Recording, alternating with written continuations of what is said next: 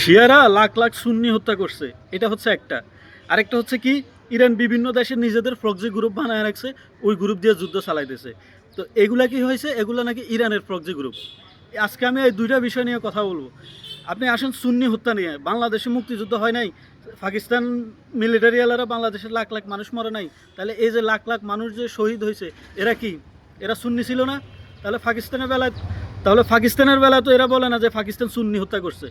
এবার আসেন আপনি ইরাকের বেলায়, যখন বিপ্লব হয়, ইরানে বিপ্লব হয়, এই বিপ্লব ঠেকানোর জন্য কি করছে আমেরিকা, সৌদি, সাদ্দাম হোসেন এরা মিলে কি করছে, ইরানে হামলা করছে। দীর্ঘ 8 বছর ধরে 20 লাখ মানুষ মারছে। তো এই 20 লাখ মানুষ কারা, শিয়া সুন্নি উভয় ছিল না? তাহলে হামলাটা করছে কে? সাদ্দাম হোসেন আগে করে নাই? আমেরিকা আগে করে নাই ইরানে হামলাটা? তাহলে ওইখানে মানুষ মারছে কে? আমেরিকা আর সাদ্দাম হোসেন, সৌদি এরা মারে নাই? তারপরে আসেন, সাদ্দাম হোসেন যখন কুয়াতে আক্রমণ করে, তাহলে কুয়াতে কারা মরছে? যে সাদ্দাম হোসেন যে কুয়াতের হাজার হাজার মানুষ মারছে, এগুলা কি সুন্নি ছিল না? তারপরে হচ্ছে সৌদি আর আবার আমেরিকা মিলে যে ইরাকে আক্রমণ করছে সাদ্দাম হোসেনকে মারার জন্য, সাদ্দাম হোসেন কি সুন্নি ছিল না? তারপরে ইরাকের জনগণ কি সুন্নি ছিল না? তো এগুলো বলে না কেন যে সুন্নি হত্যা করে, সুন্নি হত্যা? এগুলা কেন সুন্নি হত্যা বলে না? এবার আসেন আফগানিস্তানের বেলায়। আফগানিস্তানে যখন হামলা হয় দীর্ঘ 20 বছর ধরে, সৌদি, পাকিস্তান এরা মিলে আমেরিকাকে সহযোগিতা করছে না? তাহলে তাহলে আফগানিস্তানের মানুষ কী ছিল? এরা সুন্নি ছিল না? এবার আসেন আপনি লিবিয়ার বেলায়। লিবিয়াতে কি হয়েছে, বিরোধী দল এসে কি করছে, গাদ্দাফিরে সরানোর জন্য সামরিক অভ্যুত্থান শুরু করছে। তো এই সামরিক অভ্যুত্থান কারা করছে? এরা সুন্নি দালাল, যেগুলো আমেরিকার দালাল, এরা করছে না এই বিদ্রোহটা? তাহলে লিবিয়াতে গাদ্দাফি এই দালালগুলোরে মারছে না, এবং দালালগুলো গাদ্দাফিরে শেষ পর্যন্ত শেষ করলো না? তাহলে এইগুলোতে কারা হত্যা হয়েছে? সুন্নি হত্যা হয় নাই? তারপরে আসেন আপনি সিরিয়ার বেলায়, যে সিরিয়াতে আপনার লাখ লাখ, কথার ডায়লগে বলবে কি, লাখ লাখ শিয়ারা লাখ লাখ সিরিয়ান হত্যা করছে, সুন্নি হত্যা করছে। সিরিয়াতে বিদ্রোহটা করছে কে? আমেরিকার দালাল সুন্নি যেগুলো, এগুলো এরা করে নাই? তাহলে যখন আমেরিকার দালালদেরকে হচ্ছে কি আপনার এই আসাদ এবং কি হচ্ছে ইরান, রাশিয়া মিলে হামলা করছে, ইসরায়েল আবার কি করছে, ওই দালালদের পক্ষ হয়ে তুরস্ক, ইসরায়েল এবং হচ্ছে আমেরিকা মিলে সিরিয়াতে হামলা করছে। উভয় পক্ষে যুদ্ধ হয়েছে। এই যুদ্ধে 12 বছরের যুদ্ধে লাখ লাখ মানুষ মারা গেছে। তাহলে কি এটাকে উভয় পক্ষের মানুষ মরছে না? আপনি এরপরে আইসা কি করছে, দোষ দিতেছেন কি ইরানের লাখ লাখ সুন্নি হত্যা করছে।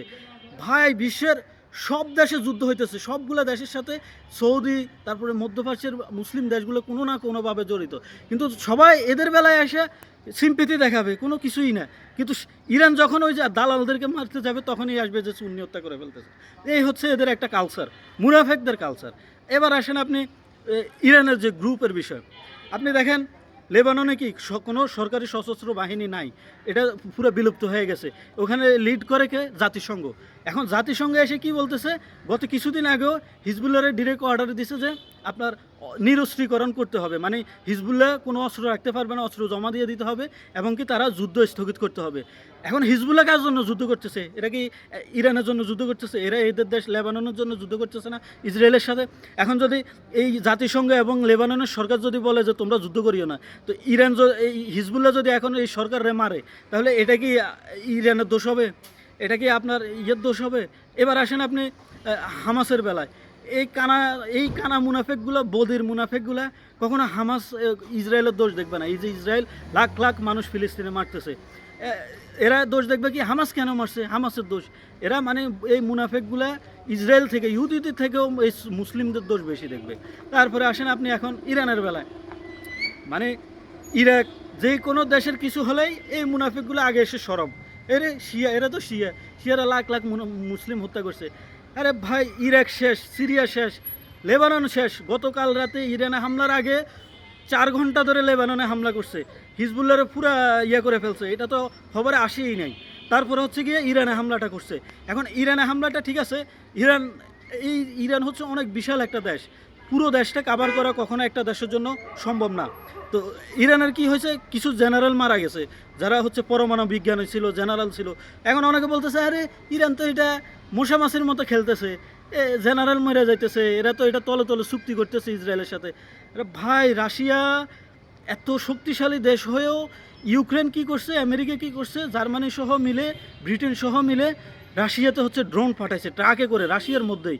এবং রাশিয়ার যে ঘাটিগুলা, এই ঘাটিগুলার পাশে গিয়ে এই ট্রাকগুলো দ্বারা ট্রাকগুলোকে দাঁড় করায় ওইখান থেকে ড্রোনগুলো দিয়ে হামলা করছে।